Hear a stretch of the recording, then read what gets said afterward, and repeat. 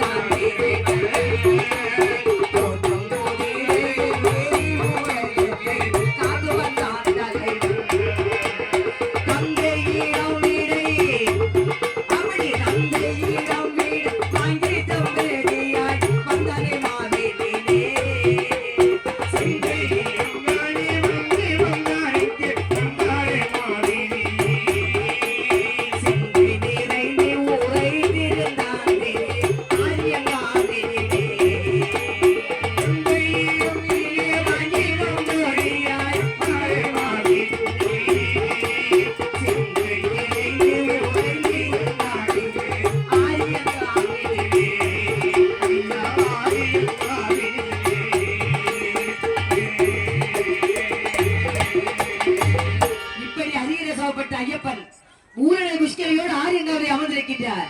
அந்த ஆரியங்காவிலே அமர்ந்திருக்கின்ற பொழுது யார் வருகின்றார்? என்பெருமானாகி சிவருமான் வருகின்றார். ஏன் தெரியுமா? மகனை காணவில்லை, பார்க்க வேண்டாம். ஏனென்றால் பந்தளத்து மன்னன் வில்லை வாசத்தால் துடிக்கின்றார்.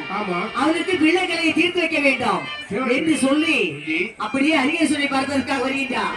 வருகின்ற போது ஊரடை புஷ்கரோடு அமர்ந்திருக்கின்றார். வந்து எப்படி அழைத்தான்? அடிமை மகனை பார்த்து எப்படி அழைக்கின்றார்? அப்பா மகனே வாராய் வாராய் வாராய் வாராய் அப்பா ஊரையை கேளாய்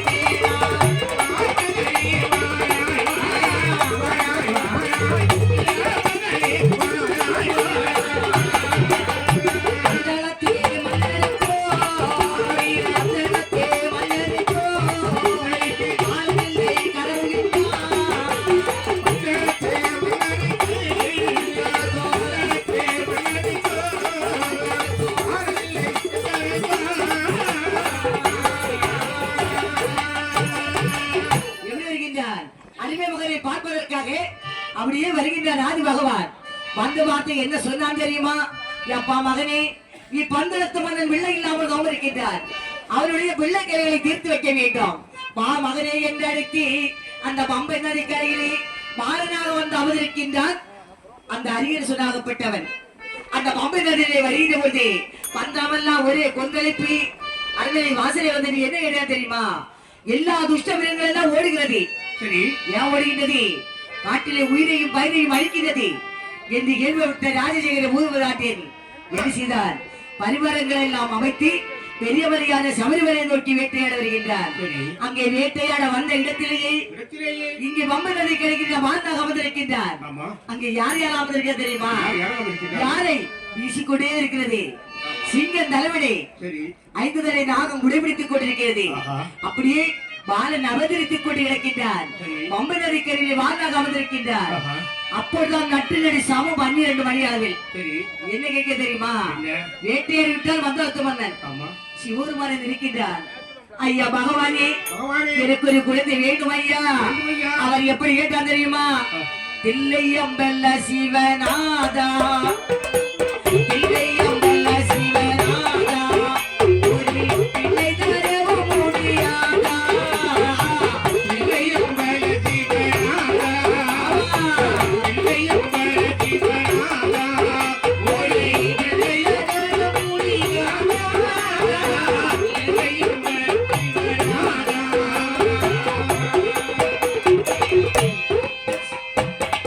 சிவபெருமானை நினைத்து அழுது விளம்பிக் கொண்டே இருக்கின்றார். பந்தளத்து மன்னர் அழுகின்ற குரல் யார் யாரும் கேட்ட தெரியுமா? அந்த சிவபெருமானை காற்றில் கேட்டு விட்டது. உடனே அந்த குழந்தையாக படுத்திருக்கின்றான். பரிவாரங்களை எல்லாம் அழைத்துக் கொண்டு பெரிய மலையான சபரிமலையை நோக்கி மம்பினரிக்கரையிலே வருகின்றான் அந்த பந்தளத்து மன்னன். அந்த நட்டுநடு சாமம் அல்லவா, குரல் கேட்டு விட்டது. குழந்தையிட குரல் அல்லவா, எப்படி இந்த காட்டுக்குள்ளே வந்து விட்டது.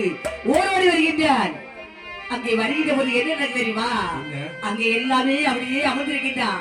சூரிய பிரகாச உதய அப்படி தத்தளித்துக் கொண்டு இருக்கின்றான். அடுத்த குழந்தையானது வாரி எடுக்க குறிந்தார்.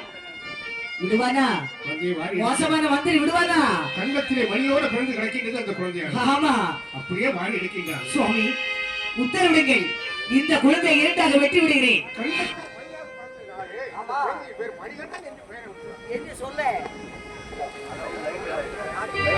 ஹலோ, அந்த குழந்தையை என்ன செய்தான்? என் பெருமானாகிய சிவபெருமானை நினைத்தான். ஓடோடி வருகின்றார். அந்த பந்தளத்து மன்னனை பார்த்து பகவான் என்ன சொன்னா தெரியுமா? எப்பா, பிள்ளையுடைய பக்கத்தில் போ, பிள்ளையை பார், நன்றாக பார். இந்த குழந்தை எப்படிப்பட்ட குழந்தை தெரியுமா? புண்ணியத்தால் வந்த பிள்ளை, பிள்ளை ஒரு பிள்ளை நம்ம சொல்லை.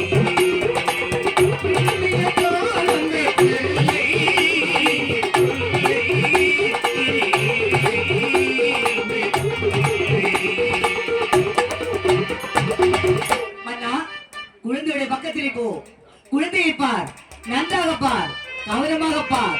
இந்த பிள்ளைக்கு ஏதாவது வித்தியாசம் இருக்கிறதா பார்க்க வேண்டும் என்று சொன்ன போதே பந்தளத்து மன்னன் ஓடோடி வருகின்றார். குழந்தையுடைய பக்கத்தில் வந்து உச்சிட்டு வாழ்கின்றான். சுவாமி கண்டேன். சுவாமி என்ன கண்டையப்பா? ஒரு வேடிக்கை கண்டேன். என்ன வேடிக்கை? ஒரு வினோதம் கண்டேன். என்ன வினோதம் சொல்லுங்க? இந்த குழந்தையின் கழுத்தோடு கழுத்தாக ஒரு மணி தொங்குவதை கண்டேன். கண்டாயா? கழுத்திலே மணி கண்டாயா?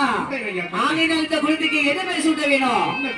கண்டத்திலே மணியை கொண்டது இந்த பிள்ளை, கண்டத்திலே மணியை கொண்டது இந்த பிள்ளை, அவளது அணி அண்ணனே அணி, கண்டத்திலே மணியை கொண்டது இந்த பிள்ளை, அவளது அணி அண்ணனே பிள்ளை, அந்த உலக வந்து அனைத்திடுவார் இதை புண்ணிய சீரவன் நீரே, அறிவாயிரே எடுப்பாயிரே அடப்பாயிரே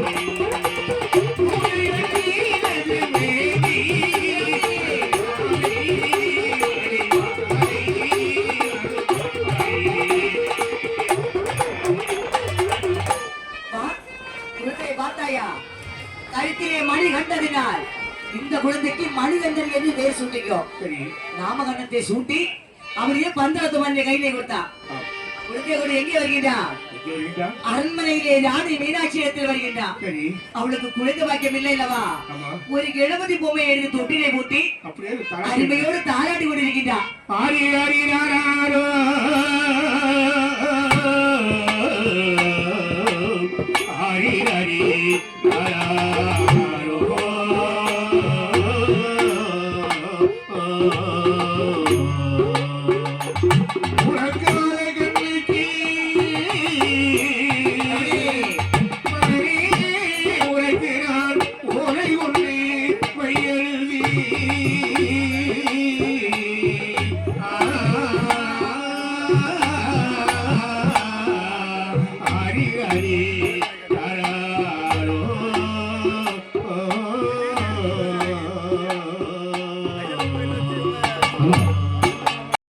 தாயாட்டி கொண்டிருக்கின்றார்.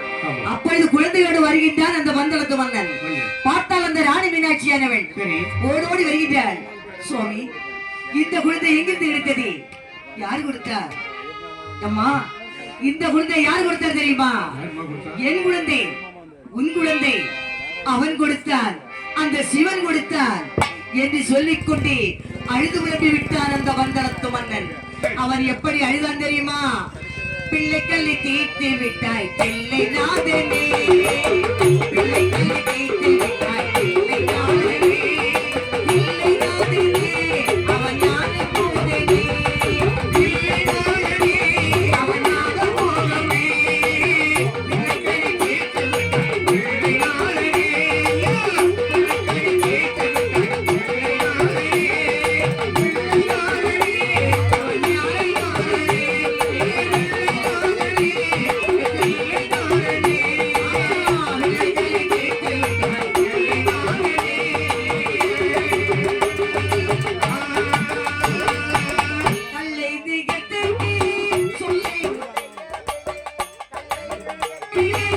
சொல்லை உடையவனே மனத்திலே அங்கே நடையவே உன்னை வளர்த்தேனே உடையவனே இறையினி தொல்லை என்று வந்தானே இறையினி தொல்லை என்று வந்தானே இறைவன் வந்தானே உள்ள தலைவன் வந்தானே ஆயிரம் வந்தானே தலைவன் வந்தானே வெள்ளை வெள்ளை வேட்டு பிள்ளை நாகனே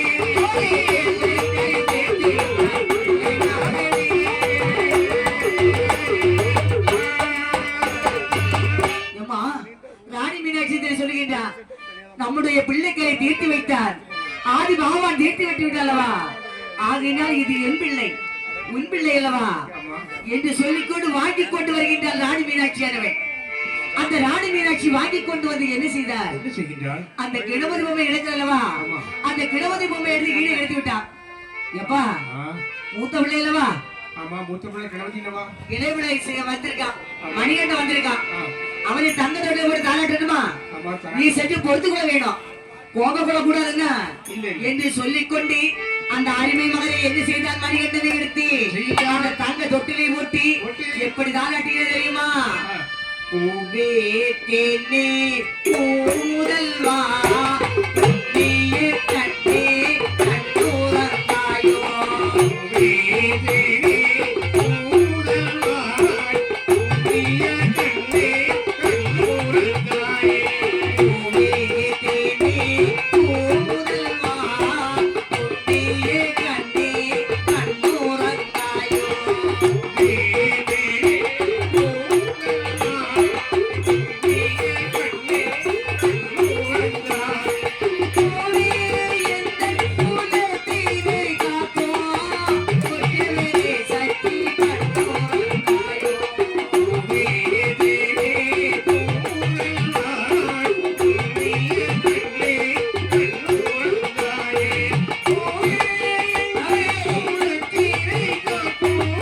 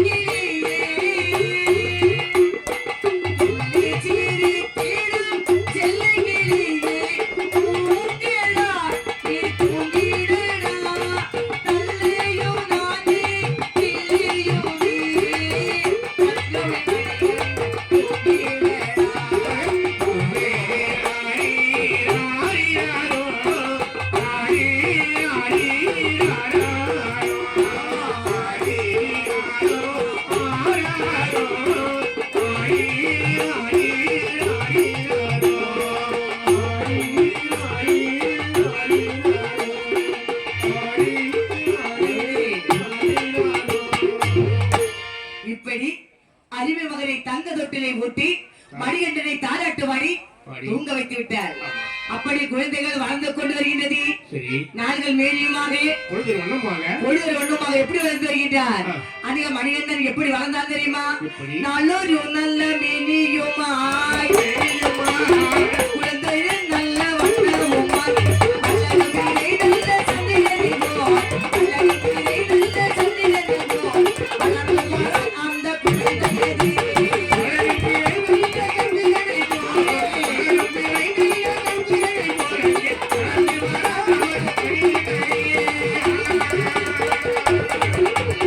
தாலாட்டு பாடி மகிழ்ந்திடுவாய்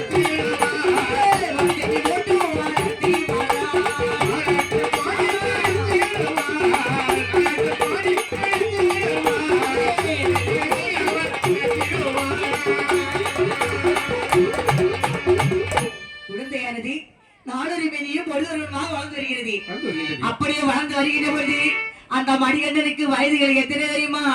60 வளர்ந்து வருகின்றார். ஆமா. எப்படிப்பட்ட வயது என்று பார்த்தால் 1 வயது 2 வயது ஒற்றே 3 வயதாகி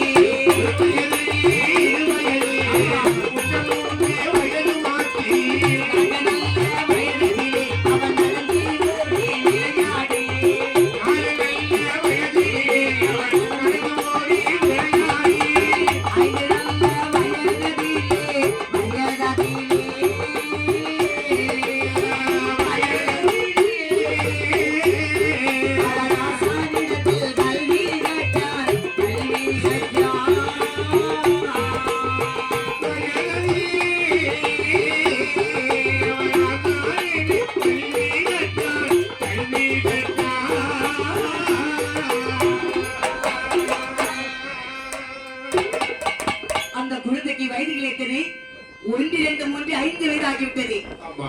5 வயதில் எல்லா குழந்தைகளும் என்ன செய்ய வேண்டும்? என்ன செய்யணும்? கல்வி கற்கணும். அப்படி ஆமா. பள்ளிக்கூடத்தில் படிக்க வைக்க வேண்டும். ஆமா. அப்படிதானே? ஆமா. அந்த காலத்தில் 5 வயது. இந்த காலத்து குழந்தைக்கு எத்தனை வயது? இப்போ 2 வயது இருக்கும். 6 மாசத்திலே விட்டு பள்ளிக்கூடம் விட்டுருவோம். அப்படியா? ஆமா. ஏன்னா 2 வயது. வீட்ல ரொம்ப தொல்லை. வீட்ல தாய்மார்களுக்கு ரொம்ப வேலை ரொம்ப கஷ்டமா இருக்கு. ஆமா ஆமா. எல்கேஜி யூகேஜில ரொம்ப இருக்கு. ஆமா ஆமா. இருக்கும். பாப்பா. அந்த காலத்தில் குழந்தைகளை படிக்க வைக்க வேண்டும் என்று சொன்னால் 5 வயதிலே குருகுலத்திலே கொண்டு படிக்க வைக்க வேண்டும். அந்த குருகுலத்திலே கொண்டு படிக்க வைக்க போது அந்த பந்தளத்து மன்னன் போகின்றான். பந்தளத்து மன்னனை பார்த்தவுடன் ஆசிரியர் எழுந்துட்டான். ஏன் தெரியுமா? ஐயா, ஒரு வார்த்தை சொல்லியிருந்தா நான் வந்து அங்கே இருந்து பாடம் எடுத்திருப்பேன்லவா? நீங்க இங்க வர வேண்டுமா? மணிகண்டனுக்கு பாடம் எடுக்க வேண்டும் என்று சொன்னால் என்னுடைய கடமை பள்ளிக்கூடத்தில் கொண்டு சேர்க்க வேண்டும், குரு ஆசிரியத்தில் கொண்டு ஒப்படைக்க வேண்டும் என்று சொல்ல அந்த ஆசிரியருக்கு மணிகண்டனை பார்த்தவுடன் நடுநடுக்க கொடுத்து விட்டது. எப்பா, அந்த குழந்தைக்கு பாடங்களை கற்க வேண்டும். மணிகண்டனை எங்க இருந்தா தெரியுமா? மடியிலே இருத்தி பாடத்தை கற்க கொடுக்கின்றான். சரி. எப்பா, நான் சொல்லி தருவதெல்லாம் கேட்டு கவனமாக சொல்ல வேணும். அப்படிதானே? ஆமா. ஆ ஆ என்று சொல்லி கொடுப்பான். சரி. அப்படிதானே? ஆமா. அது முதல் எழுத்து. உயிரெழுத்துக்கள் 12, மெய் எழுத்துக்கள் 18. ஆமா. அப்படிதானே? அந்த காலத்தில் படிக்க வேண்டும் என்றால் ஆ என்று சொன்னால் அம்மா. ஆமா. அப்படிதானே? ஆமா. ஆரோ ஆரிடாரோ நீ யாரோ நானாரோ. ஆமா. இந்த காலத்துல பிள்ளைங்க என்ன படிப்பான்? மம்மின்னு யாராவது அம்மான்னு யாராவது கூப்பிடுவானா? மம்மின்னு தான் கூப்பிடுவான். ஒரு பிள்ளையுமே அம்மானு கூப்பிடாது. கூப்பிட மாட்டான். மம்மி. Mummy daddy. ஆ. ஷார்ட்டா டாடின்னு சொல்லுவான். டாடி. மம்மின்னு சொன்னா அந்த காலத்துல மீறி என்ன தெரியுமா? என்ன? செத்த படமே என்று சொல்லுவான். ஓ, மம்மின்னா செத்த பணமா? சில படம்னு சொல்லுவான். இருந்தாலும் இன்னைக்கு எல்லா பேரும் மம்மி மம்மி. ஆனால் அந்த குருவாசிரியர் என்ன செய்கின்றார்? குழந்தையை மடியிலே இருத்திக் கொண்டு அந்த பாடங்களை எப்படி கற்றுக் கொடுத்தா தெரியுமா? அண்ணா அவன் ஈனா என்ன ஊனா என்ன ஊனா அண்ணா ஏனா ஏவண்ணா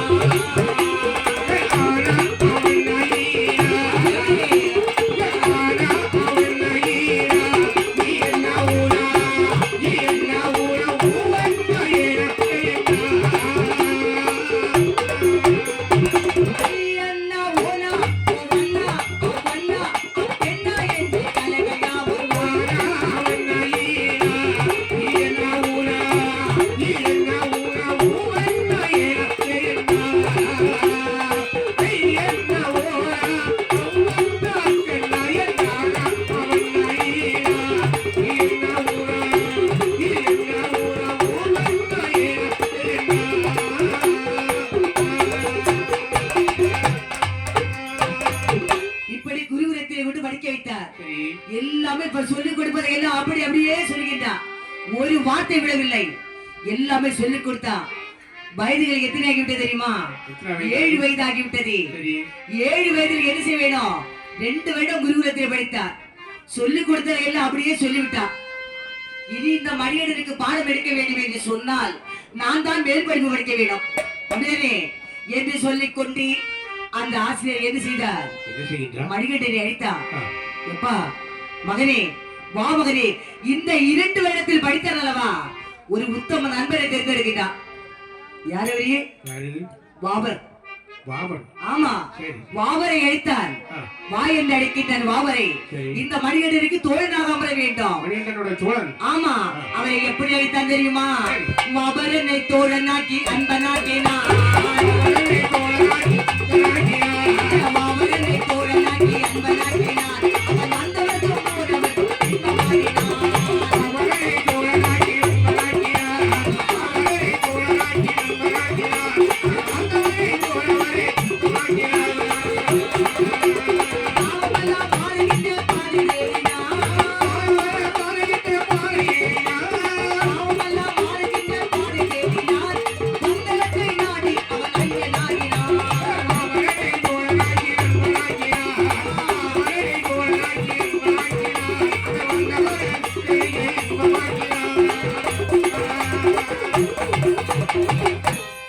விட்டான் 2 வயதிலேயே பாபரை தோழனாக்கி விட்டான் சரி அப்படி 7 வயதில் எல்லா கலைகளையும் கட்டி விட்டான் நல்லா கட்டாச்சு.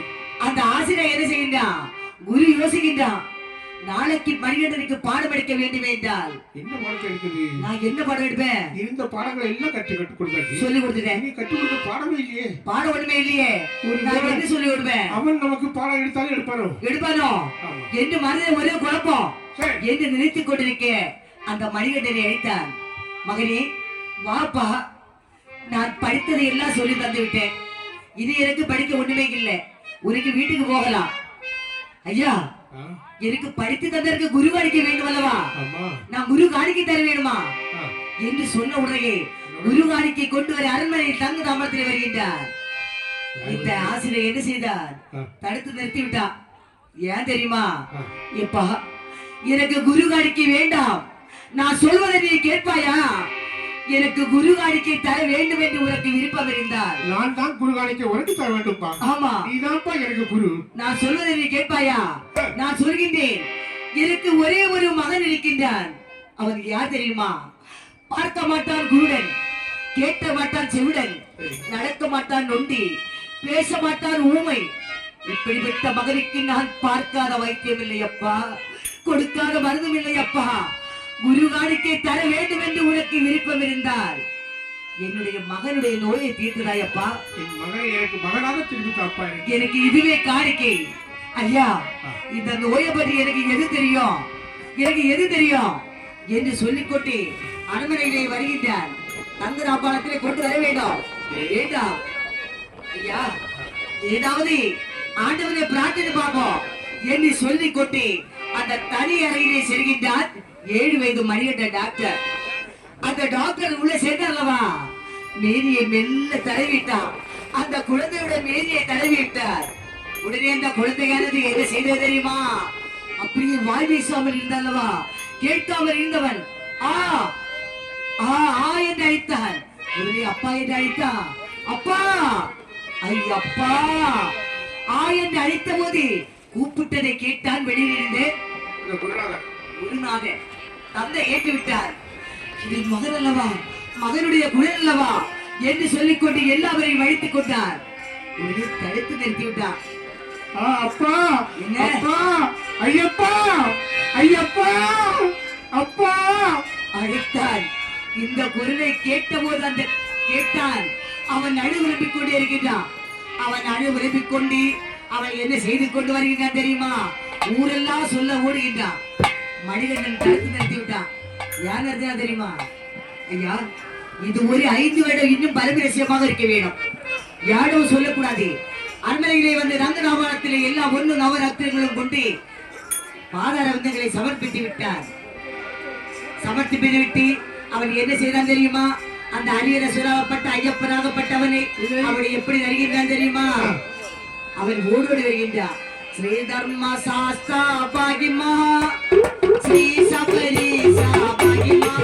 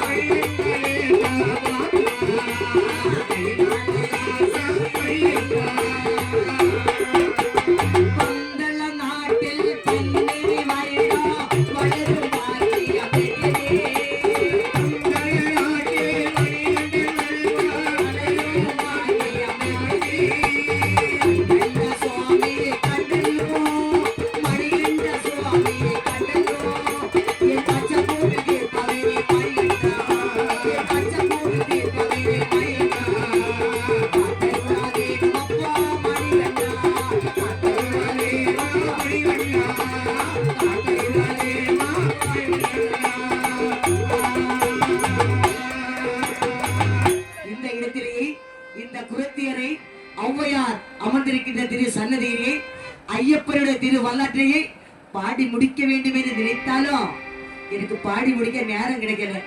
அதனால கொஞ்சம் பாடி விட்டு ஐயப்பனுடைய திரு நாமத்தை வாடி இந்த இடத்திலிருந்து நாங்கள் விடைபெறுகிறோம். நன்றி, வணக்கம். எரு மகிழ் ஏறி வெள்ளையாடு முகம் ஒன்றே.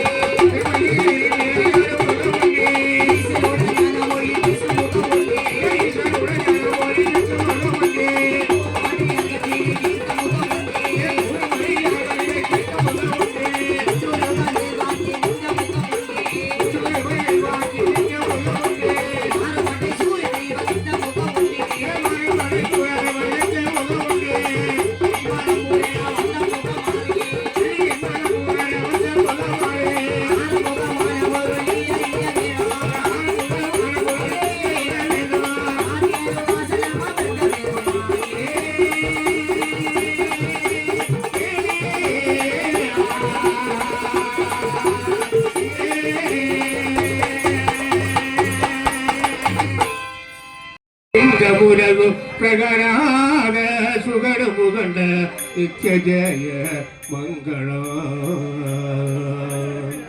ஸ்ரீராம நயனத்தோடு ராஜாதி ராஜமுலகு நீராம ரூபமுலகு நித்ய ஜய மங்களம்